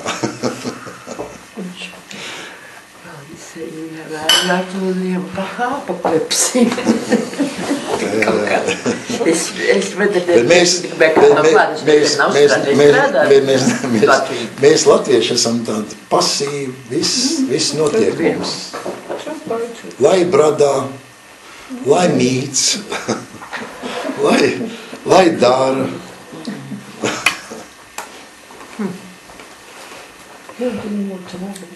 Well, you should be ashamed of yourself. Jā. Vai kāds no šiem cilvēkiem strādā pie valsts? Es nezinu, kāds strādā pie valsts. Nē, nu tiešām pavisam nopietni. Mēs nemeklēsim šeit vainīgos. Bet jūs ļaujaties. Ko? Cilvēki vēl tam zinīgi dara to, ko liek, ja? Liek pildīt papīrus, viņi pilda papīrus. Kā tik trijotā sistēma ir, kā tik papīrs ir kārtībā pie papīra, ja? Kā bērnam ir, tas ir maznozīmīgi. Tad Ģils, kā saka, kamēr es nepazīnu tev, man viņš tāda liela autoritāte bija. Mums tāds labs, es pat biju Kembridžā uz viņu izlaidumu, ka viņš... Ak tā, ka viņš saņem savu grādu, jā? Jā, ka viņš saņem savu grādu. Un es viņam kaut kā, man liekas, bet es tagad nezinu, ja viņš tiks te krēslā, droši ir atkal kaut kāds brīnums, tagad cits. Nezinu, kāpsies lēnā garā. Kā uzu? Viņās nospiedīs kaut kādīgi, viņš tāds atslābra. Viņš tāds, es nezinu, viņš nav tāds, kas var ietekmēt, nu cik vismaz. Vispārējā tāda izskatā, ne? Es domāju, tā sistēma viņa nokaus tāpat kā vispār. Jā, domāju arī. Kaut kas te savāds. Tur vajag ļoti lielu, jo es tā domāju, tur vajag ļoti lielu pacietību un uzņēmību, lai būtu enerģija pretoties šīm stulbībām, ļaunprātībām, alkatībām, savu interešu sargāšanām un nekādu labumu nedarīšanām. Es jau zinot, viņam nebūtu vajadzība ienākumu vai tevi. Es domāju, ka viņš tieši tajā krēslā iesēdās tādā milzīgi kaut ko mainīt. Vai viņam tas izdosies? Es domāju, ka tas bija tas, kāpēc viņš gribēja tajā krēslā iesēsties, ja viņam daudz lietas skolā strādājot racināja. Lai labāk nedodu. Lai labāk Es domāju, viņam tāpat ir pietiekami. Viņš sievieši tā citām kultūras producēt. Bet klausieties mācītāji, tagad ir rakstīts par tā. daudz. Un tad tas viss tiks glābts. Un tas tiks glābts. Un tad būs gals.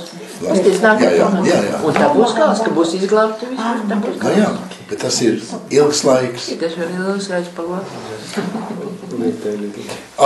Varbūt to viss, ko es ar to viss esmu gribējis teikt, aizmirstiet man izvedumu par valdību, tas ir, tie ir odi, kas klepo, kas... Bet visus mūsu izsūc. Jā, izsūc asins uz nebēm, tas ir skaidrs, bet dienā atkārtot, un nejauk viņi ir, tā kā tas ir skaidrs.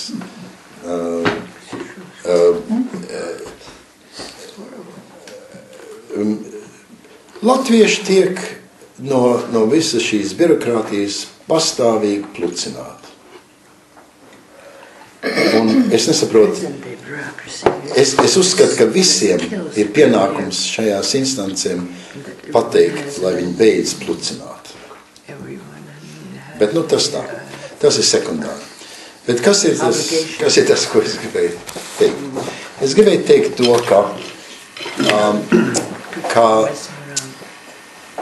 kristīgā ticība nav tā, kur sagaida no debesīm risinājumu, kur mēs varam tā mierīgi justies, ka mums nav jāiesaistās, vai nav jāizlej asins, vai nav jācieš, vai nav jāstrādā smagi. Un pierādījums tam ir, ka Jēzus tik krustā sists. Ja jau būtu tāds brīnumaina izglābšana, tad kā viņa ienaidnieki teica pie krusta, bet pagaidi, izsauc, lai Dievs izsauc eņģeļus, jeb kāp no krusta zemē. Un tas viss izskanēja, kā tāda nievāšanās par to. Ja jau tas ir tik brīnišķīgi, kāpēc tad Dievs visu to neizdara? Un tā ir tā apokaliptiskā cerība, ka kaut kāds brīnums notiks, bet tai vietā Jēzus nomirst. Un tas nozīmē, un mēs tāpēc liekam arī šo krustu pašā centrā. Tā ir mūsu zīme. Mēs tad dzīvojam zem šīs zīmes, un tas saka, ka mēs esam tāpat iesaistīti, arī pat nezinot, kādā veidā mēs esam iesaistīti, lai mēs šo reizēm ļoti grūto, reizēm ļoti laimīgo un skaisto, bet arī reizēm ļoti smago, uzticīgo, pacietīgo darbu veicam. Un es tad sākšu ar to, tagad beigšu ar to, ar ko es sāku. Es tā kopā ar tiem pāriem, kas arī tā saprot kristīgo evaņģēliju, tā to mācu, un tā to lasu, un tā to cenšos dzīvot. Ka nevis, ka mums ir kaut kā jāgāja uz kaut kādiem brīnumiem, kas mūs visu atrisinās bez mūsu asins izliešanas. Tas tā nav. Tas nenozīmē, ka nenotiek, un es varu būt liecinieks par to pilnīgi viennozīmīgi, nenotiek, jeb neatklājās labāk, varbūt precīzāk, absolūti neticam brīnišķīgas lietas, jo Dievs visu laiku darbojās. Un ir visādi negaidīti pavērsieni un palīdzību un brīnumu. Bet ne tāpēc, lai mēs būtu atbrīvot no savas atbildības. Tieši otrādi, lai mēs varētu vēl vairāk spēku saņemt un iet uz priekšu. Es jums nestāstīšu savus personiskos piedzīvojumus šajā jomā. Es jau esmu dažreiz ar tiem dalījies, bet es pietiekami daudz negaidītu, pilnīgi apstulbinošu brīnumu piedzīvoju, bet tas notiek nevis tā, protams, tas ir tā dāvana, bet tas notiek, ka tu esi tajā ceļā, un nevis, ka tu tā izvairies vai kaut kā grib atteikties no tā ceļa, kas ir katram uzticēts. Un tas ir, kā es saprotu, kristīgo evaņģēliju. Un man liekas, mēs pārāk daudz visu laiku dievojamies un visādas apokaliptiskas brīnums sludinām un gaidām. Un tai pašā laikā neredzam tieši tās lietas, kas mums ir uzticētas un kas mums ir jādara. Un tas būtu tas, ko es gribētu pasvītrot kā pašu galveno. Kā jums šķiet? Drūmi? Grūti? Gribēt kaut? Ko? Jā.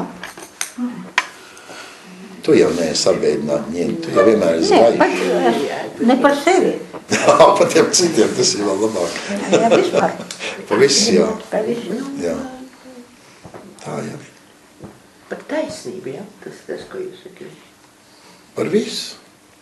Taisnību. Karot par savu taisnību. Ne, savu taisnību, par Dievu taisnību. Štruns pa man taisnību, es jau savu taisnību.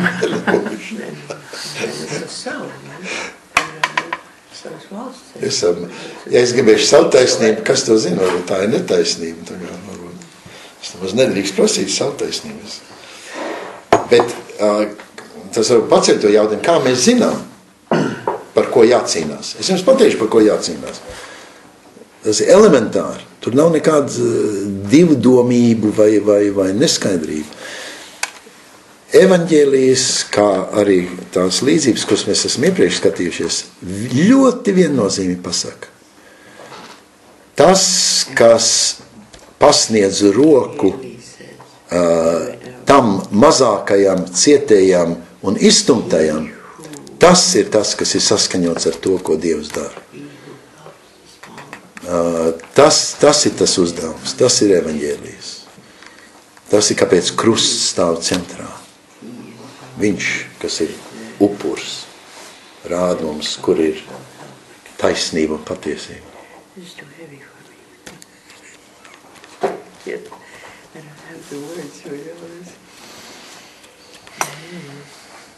Tu nopūties.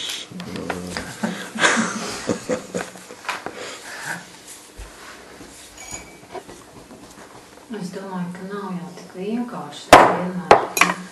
Tie, kas tā sautīgi cenšas dzīvot, viņi jau uzpūš baigo mīgumu. Ka mēs to darīsim labāk, lai visiem jums būtu labāk, lai mums tur tā, viņi jau tā tur... Jā, ļoti pareizi. Bet ir ļoti grūti saskatīt to, kur tad ir. Tu tiešām saimā no tie, kas solis labāk. Un pagaidi, nē, bet tas ir ļoti svarīgi, ko tu saki. Un šajā lietā ir atkal turat priekšā to vienu mērauklu. Pārbaudiet, kam tas kalpos. Vai tas vēl liek reiz kalpos tiem, kam jau ir labi. Ja tas palīdzēs tiem, kam nav labi. Cik daudz lietas, kuras tiek izlemts, ir kaut kādā veidā domāts par tiem, kam ir visgrūtāk. Vai nav tā, ka mēs patiesībā visu laiku kalpojam tiem, kam ir jau pietiekami. Un starp citu, ļoti viennozīmīgi, kā mēs varam sagaidīt no mūsu saimes kaut kāds lēmums, kur tikai sēž bagāti cilvēki. Ar ienākumiem apveltīti cilvēki. Ministri visi ir bagāti cilvēki. Kā viņi var izdarīt lēmumu par cilvēkiem, kam nav nekā? Viņi vispār nepazīst nevienu cilvēkam nekā. Bet vēl lēmumu var izdarīt tas, Piedošana? vēl lēmumu var pieņemt tas, kam nav pilnīgi nekā. Es domāju, ka vajadzētu sarunāties ar tiem, kam nav nekā. Ir pēdējais laiks, ka mēs runājam ar tiem, kam nav nekā. Lai es paklausies, Dzinta, ko es darītu, ja es būtu ministra prezidents, es aizsūtītu visus savus ministrus, lai viņi dzīvo 2 mēnešus laukos, čukņās, un redz, kā tas ir dzīvot 2 mēnešus ārpus Rīgas, un ārpus Cēsīm, un ārpus Valmieras, un ārpus Liepājas un Ventspils. Lai padzīvo tur uz laukiem 2 mēnešus, un tad redz, kā viņa domāšana varbūt drusku izmainīsies. Bet viņš jau tad dzīvos un uzreiz domās, ko darīt. Viņš jau nedzirst to... Ko darīt savā labā vai apkārtējo labā? Lai viņi tiek, lai dara, bet lai viņi dzīvo un nevis brauc tur ar savām mašīnām un ar savām vērtībām, lai dzīvo tur, kur nav ūdens, lai dzīvo tur, kur nav malkas. Ko? Fantastiski. Un tad viņi iemācīsies, kas viņam jādara arī citiem. Nepareizs vērtējums. Ministri ar visu ministriju. Jo turien mums tā birokrātija. Ministrs viens neko nevar izdarīt. Ko vajadzīgi tur rādīt? Kur visu? Pareizi. Ar visu ministriju. Pamīši mums vajadzētu katru ministri izsūtīt uz mēnesi. Tad vismaz tas ceļš būs nošķūrēts. Pareizi, tas trešā kanāla. Uz prezidenta māju. Juri, viņi jau mēģināja pareizi, ko viņi atgādināja, ka viņš tas bija smieklīgi. Nedēļ iztikt vajadzēja. Nu, viņiem iedeva kaut kādu naudas summu, viņiem bija aizdzīvot. Es atceros. Es rādīju televīzijā, ka viņš nopirks veiklā. Tas ir normāli. Tā kā kamera izslēgta, tad droši vien bija kā traks. Es gribētu, lai atbrauc padzīvo Laivē un Rāmuļos un Aucē un Pie jebkur no tiem zemniekiem, cikos viņi ceļās un cikos Pālē. viņi bija. Tieši tā. Lai viņi paskatās, kā zemnieki cīnās, cikos viņi ceļās un kā viņiem, cik grūti strādā. Viņiem nevar visu atļaut. Viņa jau televīzijā 8 no rīta runā vai 7 ministri. Viņam arī rāda viens. 7 jau. Nu, ko viņi 2 stundas norunā, pēc tam brauc mājās To gulēt? nezinu. Jums sēž saimā un guļ. Tas nav viss tik viennozīmīgi. Nē, nu, es jau nesu pilsētā, jau arī cilvēki. Arī pilsētā ir labi cilvēki. Bet nav jau mums jātiecās uz tiem, kuriem nekā nav. Drīzāk ir jātiecās uz tiem, kam ir. Iet runa par to, ka viņiem jāpalīdz tas, kas var palīdzēt. Un tajā gadījumā ministrs var palīdzēt. mums ir jādara tas, kas mūs saliedē kā tautu. Un izveidot ļoti bagātus cilvēkus, kas ir 20 gadu bijis mūsu vienīgā politika, un atstāt ļoti daudz nabagas, nu nav tas veids, kā saliedēt tautu. Nu, ja tu tā sociālā programma nestrādā. Nu, un tā sociālā programma jau arī klibo visos veidos. Vēl. Jā. Man liekas, ka tā taisnība nebija pašā sākumā sadalīta. Bija visi tie projekti. Ka nebija taisnība, jo man nekas netika. Bet viņi paņēma sev tie pirmie, ka viņi sāka. Tajā brīdī bija dūda un... Bet tas viss rāda, ka ja ir tāds sabrukums, ētisks sabrukums, 50 gadus, kur valda meli un apspiešana, ka tad tā deformētie cilvēki nevar pēkšņi kļūt par labiem, inteliģentiem cilvēkiem un darba darītājiem. Un mēs esam sačakarēti, un tā slimība ļoti ilgi prasīs savu dziedināšanu. Es domāju, ka domāt, ka kaut kā no samocītiem pilsoņiem mēs varam atrast kaut kādas nesamocītas darba darītājs ir Bet ir jau labie piemēri Čehija un Slovēnija. nu, bet arī ar zobu sāpēm. Bet viņi tomēr, viņi par to pirmo naudu uzcēla ceļus. Arī mūsu kaimiņi, starp citu, ir uzcēluši vairāk nekā mēs ar tām pašām naudām. Mūsu gadījumā Eiropas naudas viss aizgāja privātās kabatās, lielumos. Un neaizgāja nekur priekš tā, kam tas bija domāts. Mēs taču paskatāmies, kā mūsu ceļi izskatās un kā izskatās visur, kur ir ieguldīts miljonu Eiropas naudas, un kur tas viss ir, viņš nekur nav. Vai maz kas ir. Nu pat, kad bija aizvakar ziņās uzcelts tilts tur tajā, kur tas ir? Koknesē. Tilts uz nekurieni. Ūdeņi. 500,000 latu. Kā uzcelt tilts? Nekur, nav nekā. Tilts un ceļš. Neviens, un tiem, kam ir atbildīgi, viņi saka, nu jā, bet nu, mums bija naudas un... Turpināt tādēļ, ka tā ir privātā zeme. Jā, es domāt, vai tie atļauts tālāk kaut ko darīt. Bet celtnieks savu naudu nav pārtēriņš. Tik cik bija, tik ir izdarīt. Un ieprojektēts ir. Neviens nebrauc. Tilts priekš nekā. Bet mēs varam lēlēt. Tilts ir izdevīgi padarīt. Labāks ceļš nekā jebkur koknesēs, starp citu. Nu, dienu tilts ir arī. Dienu tilts, es domāju, daudz palika pagāt. Yeah, well, this is a problem.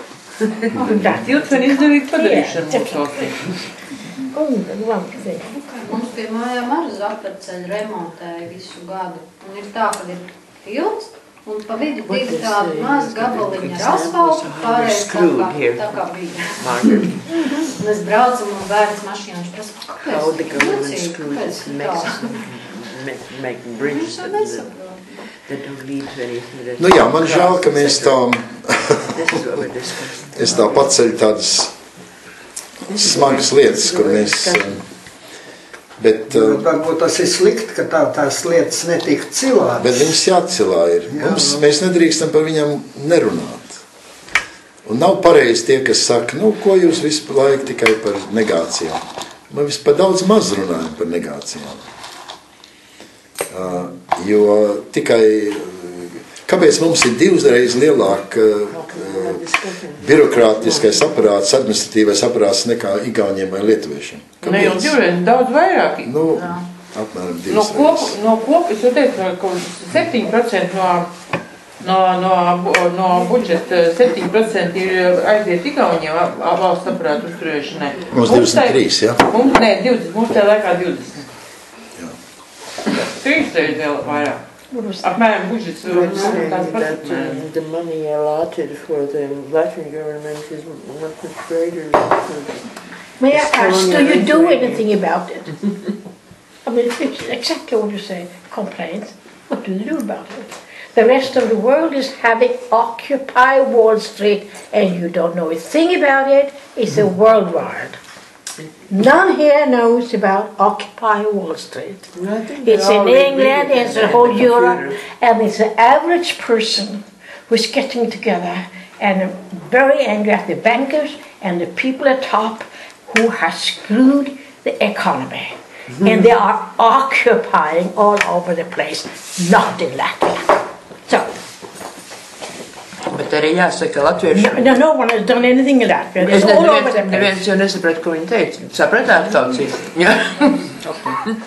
Bet tā interesantā lieta ir, es nu pat biju Amerikā, Kristīna man... No, it's all over. It's in Europe, it's in Australia, Canada, wherever. Es nu pat biju Amerikā, man mazbērni kristībām divām un satikos ar latviešiem no latviešu skolā Čikāgā un draudzē, un arī tie latvieši tur pilnīgi viņi neliekās nezinis, kas tur notiek valsts vidā, kā tur sacelšanās, tā nav mūsu lieta. Tā ir amerikāņu lieta, so amerikāņi dara. Mūsu lieta ir mūsu draudz, mūsu bēglīši un pārdone un mūsu labsajūt, mūsu grupiņā un tā tālāk. Neviens negribēja runāt par to, ka es kaudziet, bet paskaties, kas te Amerikā notiek. Es esmu atbraukšu te ciemos, es starp citu dzīvoju Latvijā, tagad jau 20 gadus. Bet jā, zini īsti, ko tad darīt? Es kaut kā tādu precīzi tādu vienu lietu, ko viens tāds mazs ierēdnīts, tā kā teiksim, eventuāli es, nu mēs jau tagad 20 gadus nestrādāju, es vienkārši esmu pa vecs, bet ko es varētu tādu darīt? Kaut kā kūģīt apkārtējos, tagad ja kaut kādīgi sacelties savā birojā? Ja visi darītu, tad jau nebūtu viens Kā lūdzu?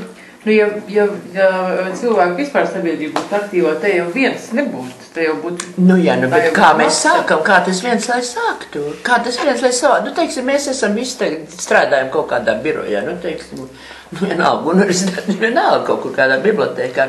Nu, kādā veidā mēs to uzsākam? Es domāju, ka katrs var...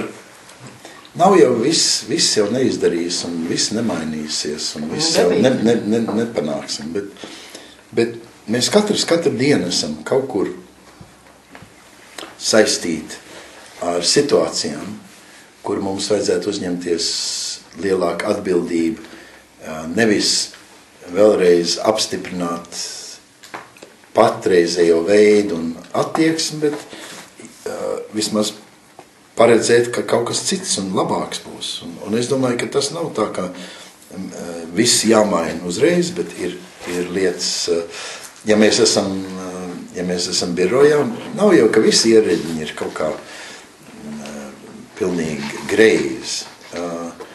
Ir ļoti labi, mums ir palīdzējuši cilvēki pēc būtības, nevis pēc formas, bet vairums jau palīdz pēc paredzētās normatīva noteiktās kārtības.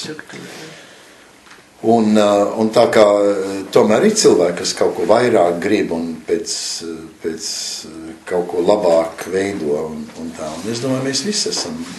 Un nav jau tikai, tas jau nav tikai valsts aparāts, tas ir arī mums privātā dzīvē. Mums jāuzņemās atbildība par lietām. Nevar teikt, ka kādam citam tas jādara.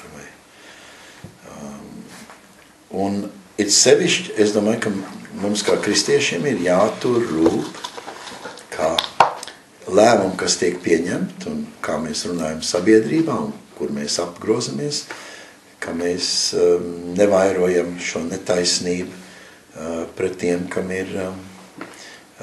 ir mūsu valstī jācieš.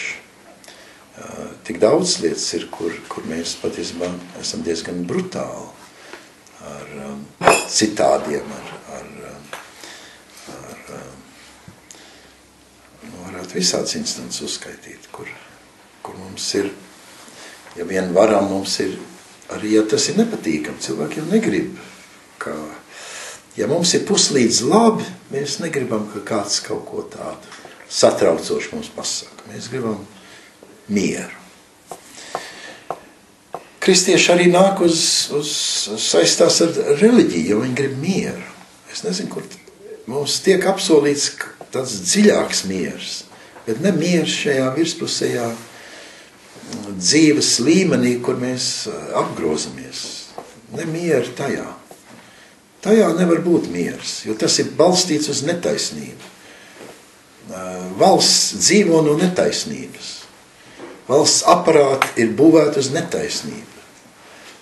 Un tāpēc tur miers nevar būt. Nekad nav miers apsolīts.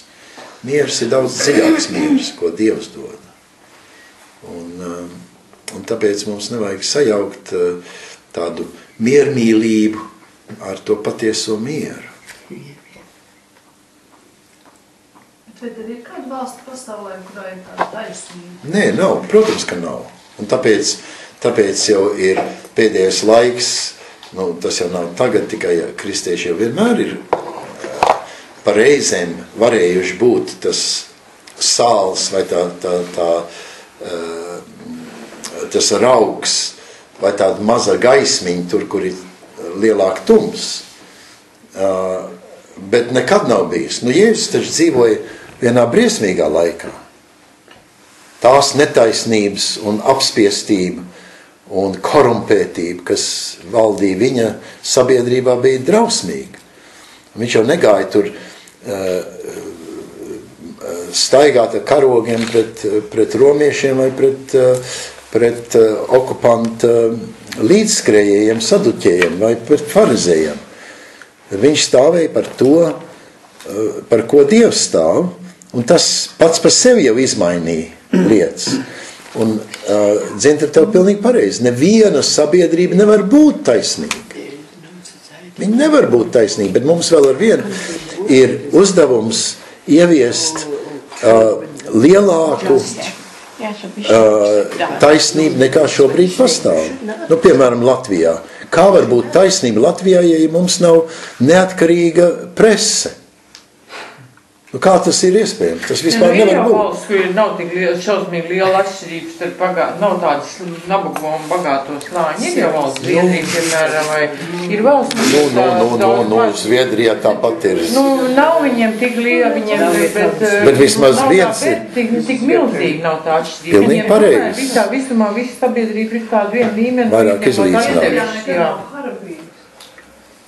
Varbūt arī. Viņi ir karojuši. Viņi mūs klapējuši, mēs neesam Viņi paši.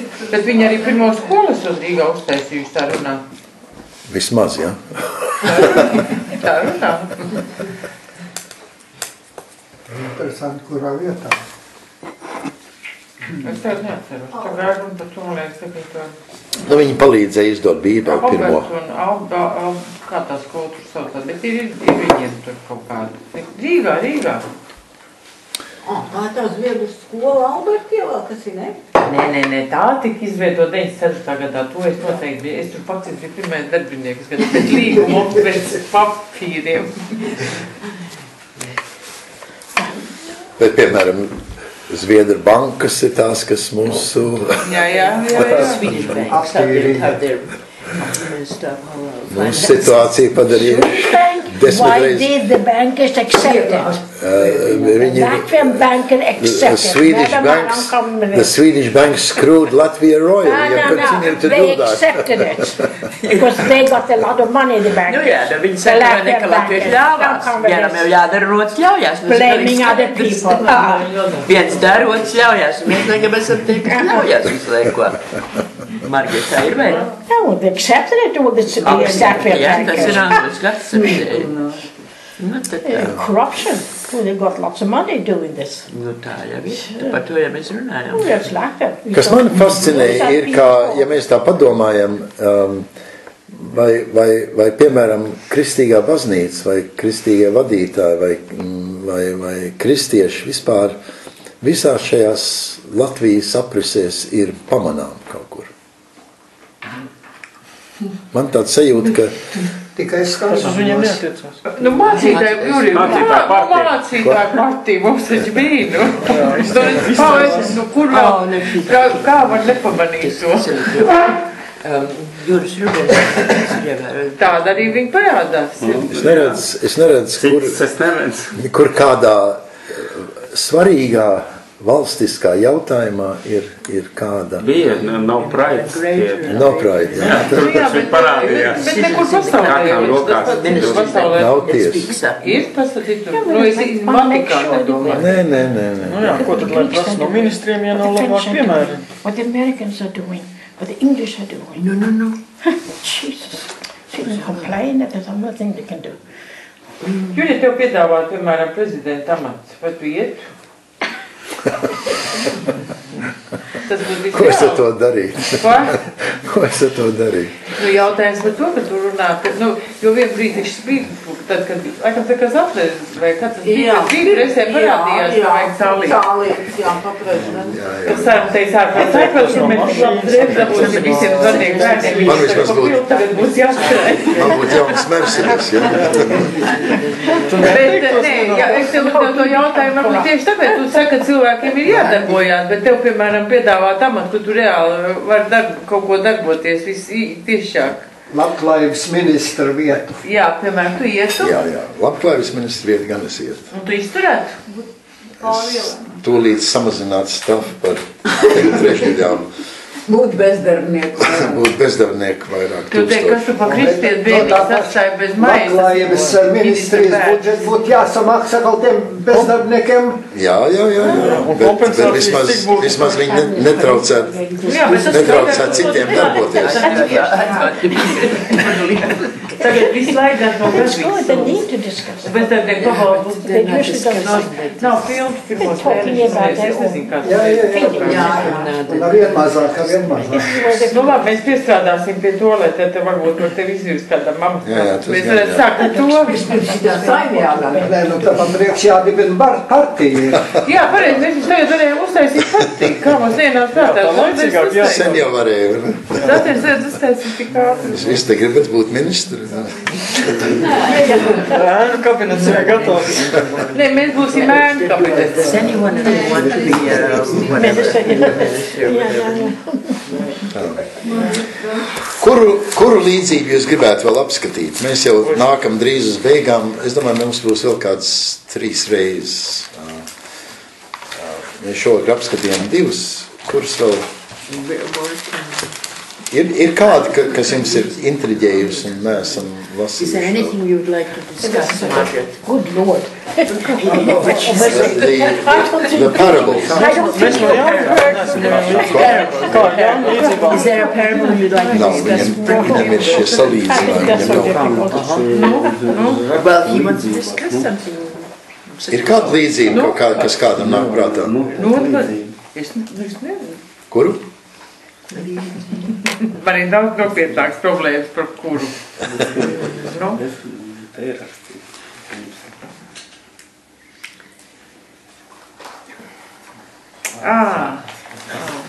Nu jā.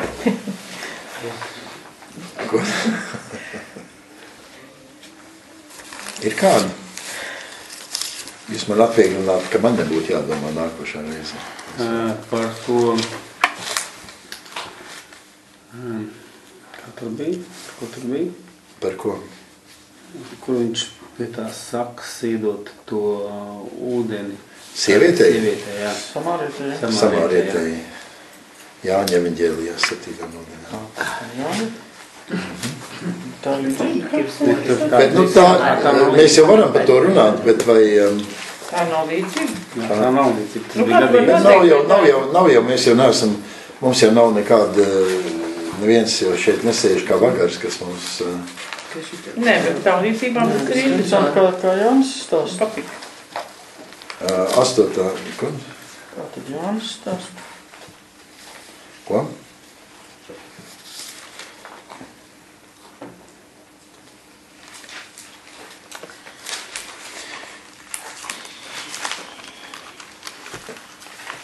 Jānim nav tāda veida līdzības Jāņa evaņģēlijā. Viņam ir šie salīdzinājumi. Es esmu vīnkoks, un jūs tie zari. Es esmu labais gans, un tā tālāk. Bet tas sievi ir 4. nodaļā.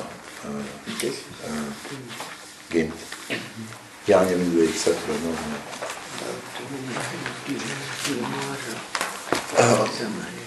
7. 4.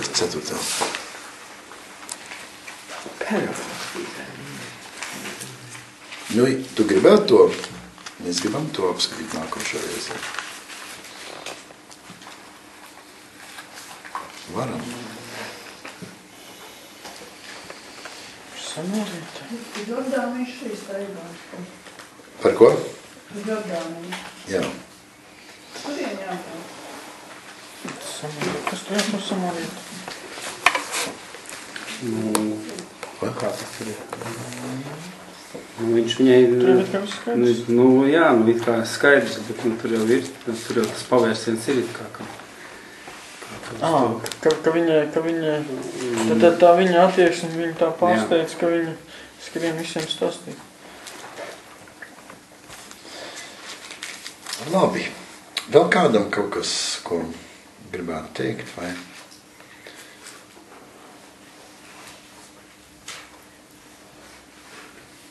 Jāpārdomā. Jā. Jāsagrāmā.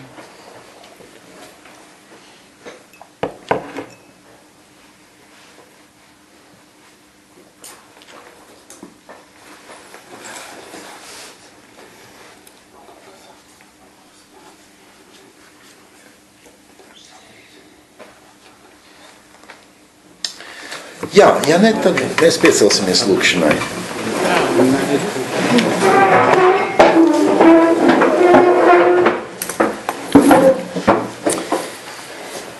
Mūsu Tēvs debesīs, svētīts lai top tavs vārds, lai nāk tava valstība, tavs prāts, lai notiek kā debesīs, tā arī virs zemes.